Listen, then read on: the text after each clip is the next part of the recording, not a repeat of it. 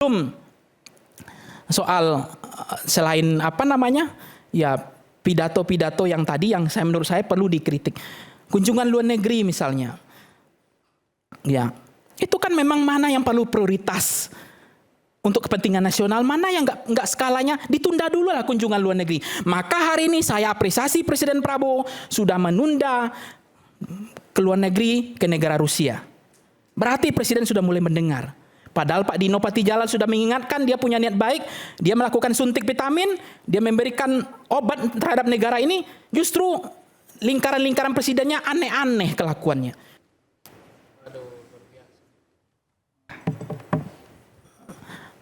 Bismillahirrahmanirrahim. Assalamualaikum warahmatullahi wabarakatuh. Salam sejahtera bagi kita semua. Nah, pertama yang diskusi dari jam 7 sampai jam 10 ini menarik. Saya hanya mendengar saja. Rencananya saya baca doa aja. Udah penutup kan.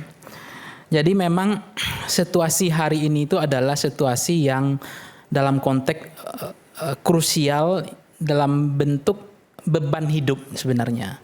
Jadi biaya hidup yang makin berat gitu. Jadi beban hidup, biaya hidup yang makin berat. Sehingga memang banyak masyarakat kita hari ini terjebak kepada beban hidup dari hutang ya, pinjol, belum judi online dan lain-lain. Ini yang menjadi membuat masyarakat juga semakin kritis gitu, makin susah mereka untuk bertahan hidup gitu. Jadi itu yang menjadi kegelisahan dari masyarakat sebenarnya merepresentasikan terhadap mahasiswa. Nah, yang kedua adalah saya mengkritik soal layanan dasar negara. Dalam konteks ini misalnya Pertamax kemarin, saya sudah mengatakan kenapa sih pemerintah nggak sabar sedikit saja menahan gitu. Geserlah sedikit anggaran-anggaran yang lain itu, digeser dulu ke Pertamax untuk menahan saja sebentar. Karena nanti kan harga itu mekanisme pasar, pasti nanti akan berubah-ubah lagi.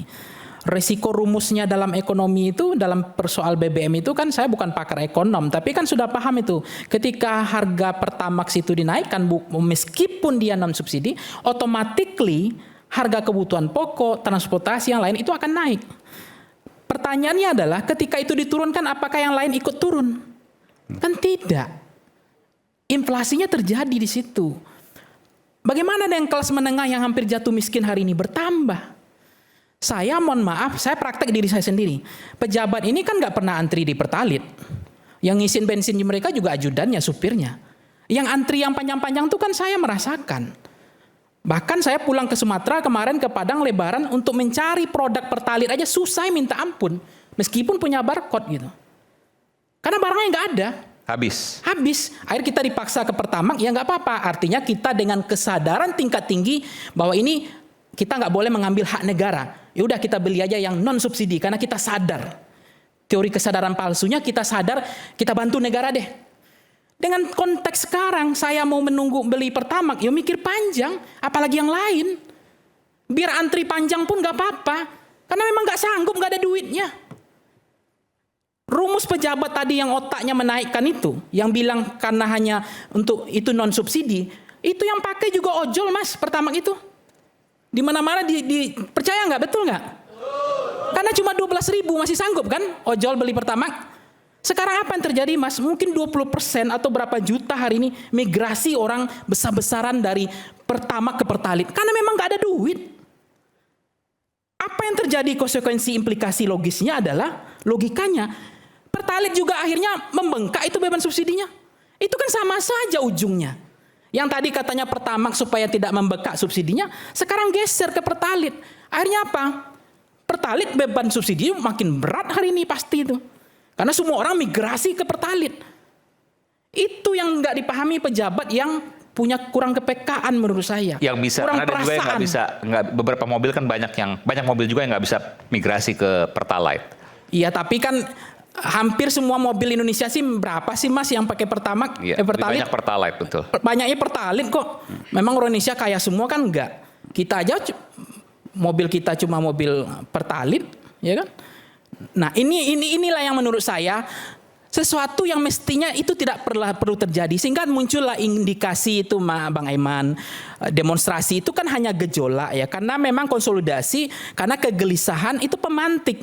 Nah sekarang siapa yang memadamkannya, siapa yang meneduhkannya? Susah. Kenapa? Sudah dipantik gitu. Akhirnya orang menjadi marah semua. Ketika dipantik, kemudian yang meredam susah, menjadi pemadam kebakaran nggak gampang. Kalau kemarin ditahan itu nggak begini jadinya keadaan, pasti sama saya percaya. Pasti tendang ini. Itu satu pertama. Belum layanan dasar soal kesehatan. Menteri Kesehatannya coba cek berita di Kompas atau di mana kemarin. Mau naikin BPJS Mas. Itu kan nggak ada otaknya itu. Nggak punya kepekaan, nggak punya perasaan gitu loh. Orang lah udah susah, beban hidup makin berat, mau naikin BPJS. Sedangkan iuran premi yang bulanan aja, mandiri aja, atau itu aja banyak yang gagal bayar, nggak sanggup bayar bulanan. Jangankan untuk bayar bulanan Mas, untuk makannya susah. Kemarin apa yang terjadi? Diblokir. Mereka ingin berobat diblokir. Berapa sih iuran premi BPJS itu kalau dikumpulkan semua rakyat, bisa nggak 2 triliun per bulan? Prabowo bilang misalnya, kan Presiden Prabowo pernah bilang, apa-apa bayar. Besok kesehatan gratis. Itu cocok itu. Apa-apa bayar, besok kesehatan gratis. Itu kan viral kemarin. Saya nggak tahu dari mana pidato itu. Kalau begitu, tinggal Presiden Prabowo bilang berapa sih iuran BPJS ini, dana yang dikumpulkan untuk negara 2 triliun sampai nggak per bulan atau per tahunnya? Ya udah, Presiden bilang nggak usah ada bayar-bayar lagi. Mau sakit, mau mati, mau operasi, negara yang tanggung. Duitnya dari mana? Itu hilir dari rampasan perang. Setuju nggak? Dari hilirisasi tadi, dari soal sumber daya alam yang selama ini dikapitali oleh oligarki. Diambil alih oleh negara, pasal 33. Duit dari tambang, dari mineral, dari nikel, batu bara, ya, itu yang diambil, digeser ke BPJS.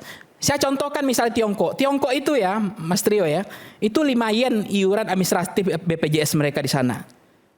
Untuk berobat itu 5 yen, 12.000. Di Tiongkok penduduknya 1,5 M atau seberapa lah itu. Sanggup nggak negaranya? Sanggup. Mau kaya, mau miskin, nggak ada itu. Nggak ada silpa-silpa, nggak ada orang kaya menengah setiap kali miskin. berobat hanya 12.000 rupiah. Iya, setiap warga negara yang punya KTP di sana. Setiap kali berobat hanya 12.000. Ya?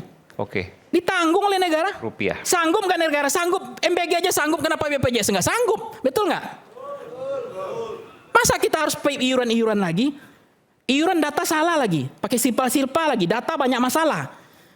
Apalagi orang disuruh ngaku miskin nggak mau Mas. Apalagi di Sumatera Barat orang nggak mau diklaim miskin. Adapun miskin mereka nggak mau bilang miskin gitu. Jadi ini problem kita, itu layanan dasar. Kalau seandainya Presiden Prabowo hari ini mengatakan layanan dasar BPJS akan digratiskan, siapa sih yang nggak mendukung Presiden Prabowo? Happy kok orang karena itu layanan dasar. Kan banyak uang dikorupsi tadi. Kang Ubed aja bilang hampir 100 triliun. Masa itu nggak bisa diputar ke BPJS? Ngapain kita harus bayar iuran 60.000 per bulan? Habis itu sekarang apa yang terjadi di BPJS? Obatnya kagak di cover, list penyakit makin hilang, tinggal mati aja di cover BPJS. Ya kan? Ini kesedihan rakyat di bawah Mas. Hani yang itu layanan untuk sehat gitu loh. Pelit banget. Kenapa sih negara pelit banget? Kenapa berhitung banget sih negara soal begini? Kenapa negara berbisnis untuk kesehatan? Ini saja dibenahi Presiden Prabowo, happy masyarakat ini. Ini yang namanya kabar gembira. Ini yang menggembirakan hati rakyat. Program yang pro pada hati rakyat. Program yang ngerti jeroan selera rakyat. Lakukan aja saja itu. Pasti rakyat akan empatik. Nah, belum soal-soal yang lain, soal pajak. Ngapain berpunggung di ladang rakyat, ngambil pajak-pajak? Presiden Prabowo saya puji karena udah membatalkan 12%. Rezim sebelumnya gawat lagi, ganas lagi, mau 12% pajak kita. Ya kan? Ya, PPN maksudnya. Ya, pajak kita. Nah, makanya kemarin kan banyak pakar-pakar bilang ya kehidupan negara ini tidak sehat karena 80% dari pajak rakyat. Sementara yang gelondongan tadi, ikan paus yang di bawah laut tadi di apa namanya? Di teks amnesti. Sementara pajak jual beli, pajak kendaraan, pajak makanan, restoran, itu yang diambil 80% dari menghidupi kehidupan negara. Ini kan gak beres katanya.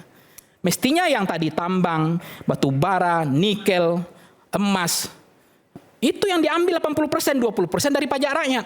Oleh karena itu Presiden Prabowo tinggal bilang nanti kalau ini memang sanggup berhasil ini, ekspor satu pintu ini berhasil, semuanya nama kelapa sawit, batu bara itu lewat satu pintu ke depannya, dan itu negara tidak ada lagi kecolongan, tidak ada lagi maling atau mafianya, Berarti kan Presiden Prabowo bilang, oke, besok pajak tinggal 9%. Siapa nggak happy?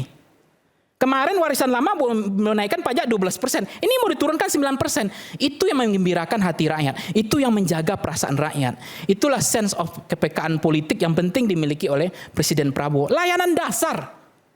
Jangan dibebani lagi rakyat dengan pajak. Ini mau dinaikin lagi kan jadi kacau nanti. Ini yang menurut saya poin-poin soal yang ketiga adalah soal ini, Bang Aiman. Saya sedihnya begini. Saya nggak tahu ya komunikasi presiden soal pidato-pidato ini. Maka saya bilang karena sayang kita ke presiden ya saya bilang lebih baik puasa aja 2 bulan, nggak usah pidato dulu lah. Lebih baik kerja aja gitu. Karena makin pidato jangan-jangan yang lain makin happy itu, senang. Ini presiden yang paling banyak dibully, diolok-olok. Presiden yang paling nggak ada wibawanya di hadapan masyarakat gitu. Jadi menurut saya saran saya bagus ini presiden lebih baik nggak usah pidato dulu supaya teduh. Jangan-jangan nggak ada demo nih kalau berhenti Prabowo pidato, mudah-mudahan nggak ada demo ini gitu. Jangan-jangan karena pidato yang salah terus ini.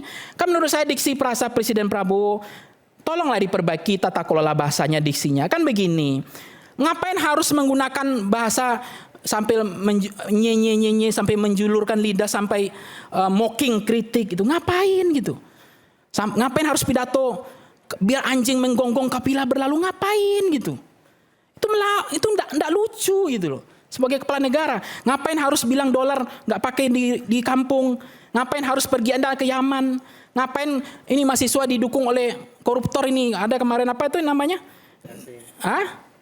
Iya, anti asing. Nggak perlu. Ini yang kita karena menginginkan Presiden Prabowo itu hilanglah wibawa presiden dengan pidato semacam ini.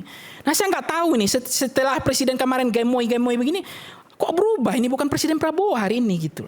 Karena setahu saya mengikuti Presiden Prabowo udah lama. Pidato sebagai Partai Gerindra, Ketua Umum itu gagah Mas Eman. Bukan sekarang Bang Eman. Sekarang kayak begitu gitu loh. Jadi jangan-jangan ini bukan Prabowo ini. Dugaan saya, karena enggak pernah melakukan seperti ini gitu loh. Apalagi ngeledek rakyat. Jangan diledek rakyat itu, dia udah susah. Nah, itu yang menurut saya perlu diperbaiki. Ini ada apa ini? Jangan-jangan ada barang selundupan ini. Ada yang happy ini. Ya kan? Jangan semakin banyak blunder, semakin banyak anomali, semakin banyak salah. Di sana di samping jangan-jangan tepuk tangan, Mas. Nah, itu yang kita khawatirkan gitu. Jadi harus diperbaiki. Ada yang tepuk tangan, ada yang happy. Dengan kesalahan-kesalahan yang ditabung terus. Akhirnya distrust, trust buildingnya hilang, orang nggak percaya lagi. Ini yang sangat disayangkan menurut saya gitu. Belum soal selain ya pidato-pidato yang tadi yang menurut saya perlu dikritik.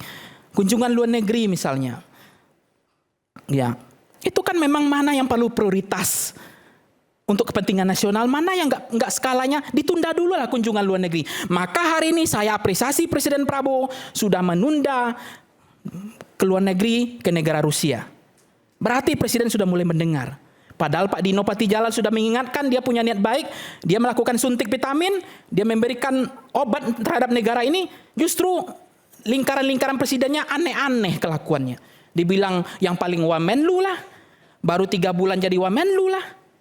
Padahal harus terima kasih, dia nggak digaji, dia sayang sama pemerintah, dia sayang pada negaranya. Kemudian reaksioner dan kayak anak-anak, nggak jernih dan tidak bijaksana. Memalukan kehidupan negara kita kayak gini. Harusnya terima kasih, berikan apresiasi. Kenapa? Ya dia sudah cinta, berarti dia mengingatkan, bukankah dulu saya ingatkan Presiden Prabowo misalnya ke luar negeri. Tapi selalu justru diejek-ejek lagi dalam pidato. Bahwa sayang keluar negeri dimasalahkan, sering keluar negeri dimasalahkan, Jokowi nggak pernah keluar negeri disalahkan. Presiden Prabowo lupa bahwa Gus Dur pernah jatuh karena sering keluar negeri. Itu yang orang nggak paham. Sementara satu lagi koridornya didekatkan dengan rakyat. Hampir seluruh daerah hari ini dikunjunginya. Sementara yang ini dijauhkan dari rakyat, koridor luar negeri terus. Apa nggak masalah ini? Apa nggak ada desain ini? Apa nggak ada settingan ini? Ya tahu aja lah Mas, yang nggak jauh dari sampingnya, nggak jauh-jauh dari dia. Karena udah hampir sering keluar. Yang sering keluar ke sini, yang sering ini ke daerah-daerah.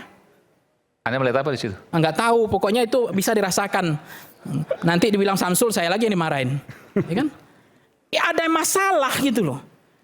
Ini teori kesadaran palsu, sadarkah lingkaran presiden ini gitu.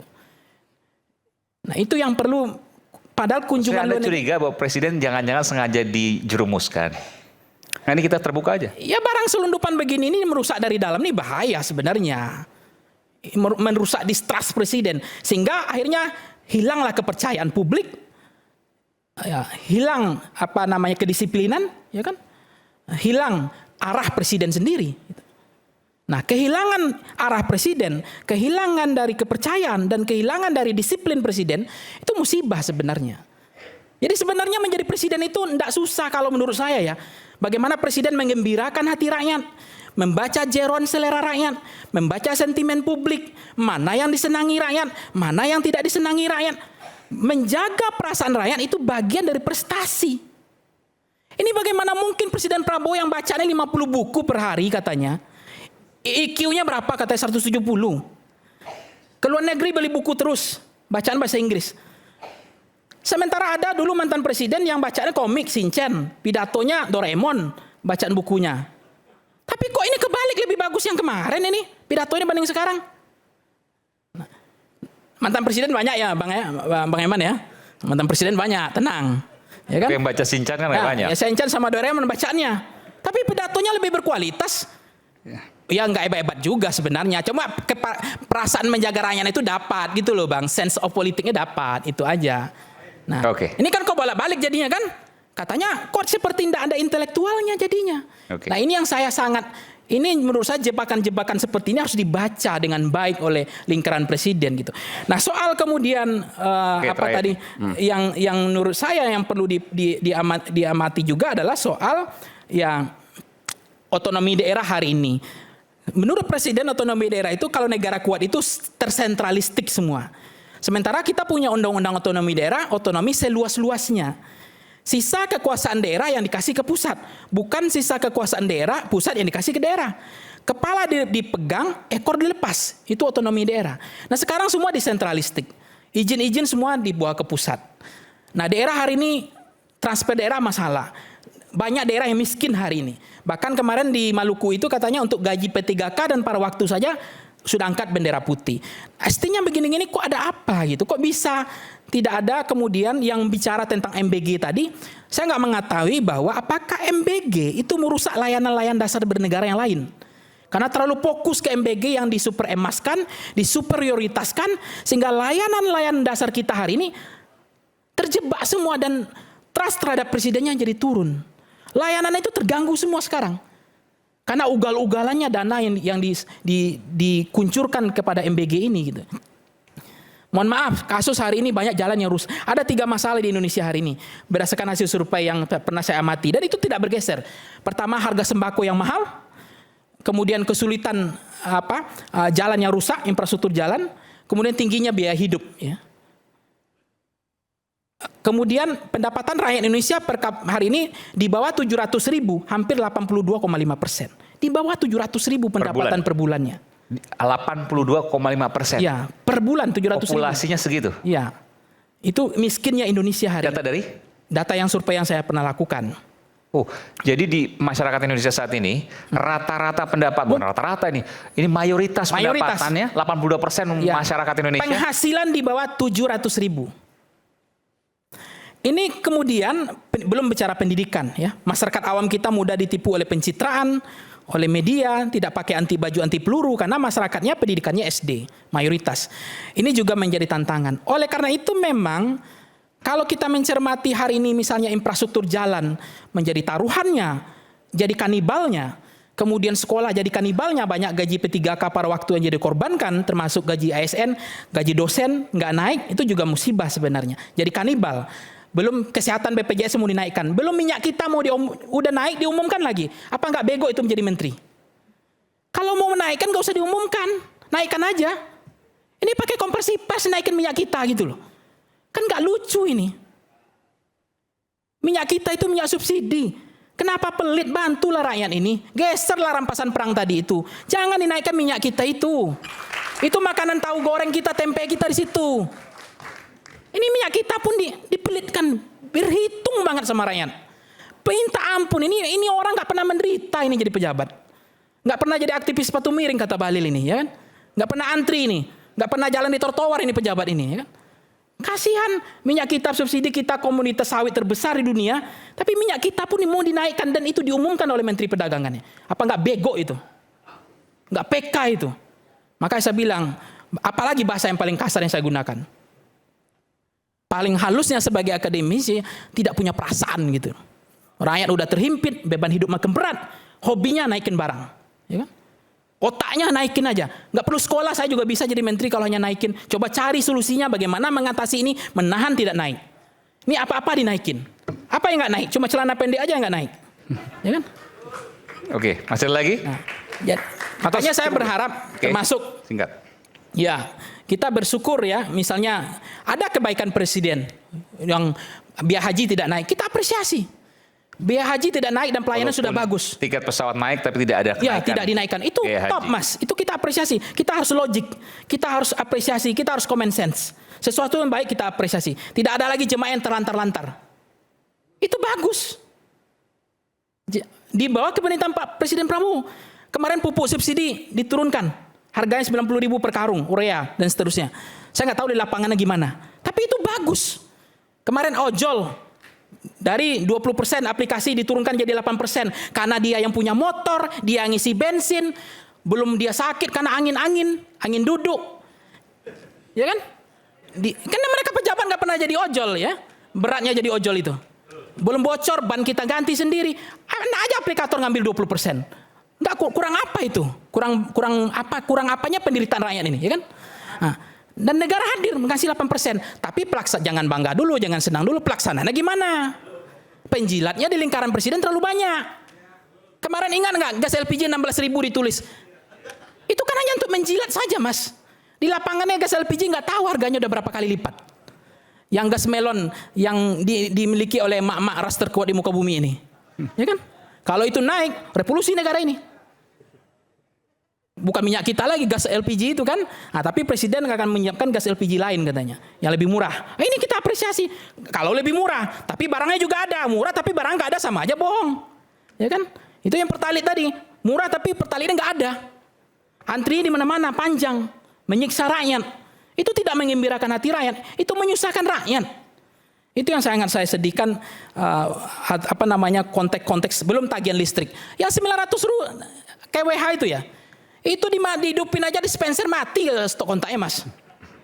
Ngapain pelit gitu loh. 900. Kenapa nggak digratiskan aja? Kecuali kalau saya 3.500 ya nggak usah disubsidi. Ini 900 dihidupin magic, stok kontaknya balik. Magic share mati. Masih berhitung, masih cerita naikin token listrik. Apa nggak baji? Ya, pejabat ini. Nggak PK gitu loh. Itu yang menurut saya kasihan kalau presiden ini mengambil hati rakyat. Nggak susah-susah, nggak usah ngurus orang demo ini, Mas, nggak usah. Nggak usah ngurus aktivis, nggak usah ngurus pengamat yang kayak Kang Ubed, nggak usah diurus. Urus saja layanan dasar itu berpihak pada rakyat. Gembirakan hati rakyat, jaga perasaan rakyat, cukup itu saja. Betul nggak? Nggak perlu yang lain.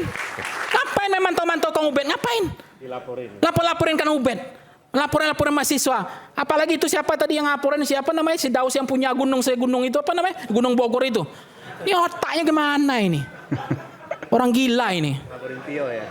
Tapi nggak mungkin dilaporin. Kalau abang ngomong ini dilaporin dia, saya akan bela. Karena ini adalah media yang punya kekuatan dari sisi undang-undang pers. Siapapun di sini saya selalu katakan, saya akan bela. Ya, kita masuk ke materi KPK.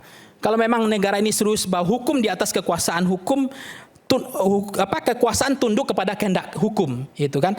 PKH hari ini udah dikasih, itu kita apresiasi terhadap Presiden Prabowo. Tapi nggak tahu uangnya kemana. Tapi kan ada rampasan perang itu.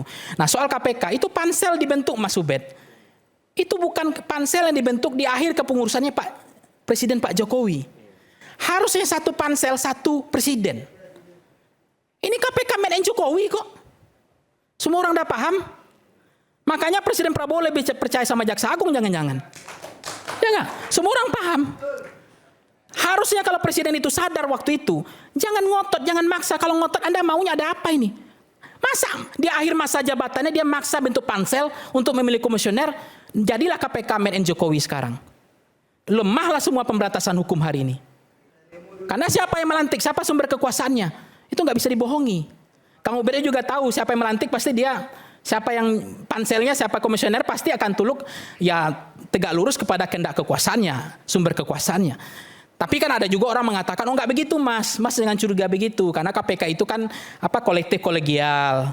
Nggak bisa juga seperti itu. KPK itu nggak tergantung pimpinan. Komisioner juga bisa beda-beda. Ya nggak, it's okay lah, nggak masalah. Tapi jangan lupa itu pansel dibentuk di era Jokowi. Komisioner sekarang. Nanti kita lanjut lepas jeda. Kita akan segera kembali untuk kemudian jawabannya. Saat lagi kembali di Rakyat Bersuara.